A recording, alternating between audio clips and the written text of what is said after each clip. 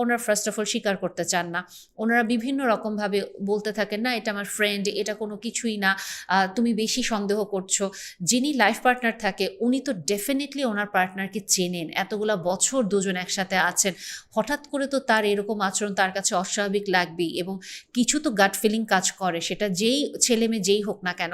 উনি প্রশ্নের পর প্রশ্ন করতে থাকে এবং দিনের পর দিন এই মানুষগুলোকে গ্যাসলাইট করা হতে থাকে এবং বলা হয় যে না, তুমি সংকীর্ণ মনা, তুমি এরকম ভাবছো, আমি আমার ফ্রেন্ডদের সাথে বসে একটু কফি খেতে পারবো না, আমি আমার ফ্রেন্ডদের সাথে বেড়াতে যেতে পারবো না, তুমি এত পজেসিভ।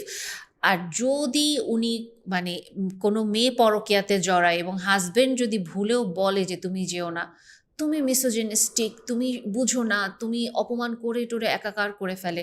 আর বেশিরভাগ ক্ষেত্রে ছেলেরা যখন জড়ায় যায়, একটা পর্যায়ে তারা হয়তো কেউ কেউ সরি বলে যে ঠিক আছে আমার ভুল হয়েছে। ওই ফার্স্টে তো তারা স্বীকার দিতে চায় না, হাতে নাতে যখন একেবারে ছাই দিয়ে ধরা হয় এরপরে তারা স্বীকার দেয়। স্বীকার দেওয়ার পরে তখন হয়তো কেউ কেউ সরি বলে, আর কেউ কেউ যেটা করে অসম্ভব ড্যাম কেয়ার হয়ে যায়, রুড হয়ে যায়, অ্যারোগেন্ট হয়ে যায়। করেছে তো কি হয়েছে, এভাবে থাকতে পারলে থাকো, না হলে চলে যাও, আমি এরকমই থাকবো, বাট আমি আসলেই তোমার সাথে থাকবো না।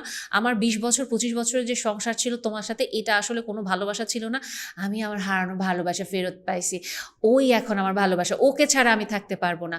নিজের সন্তান, নিজের সংসার, কোনো কিছুর দিকে তাকানোর কোনো প্রয়োজন মনে করেন না তখন এই মানুষগুলো।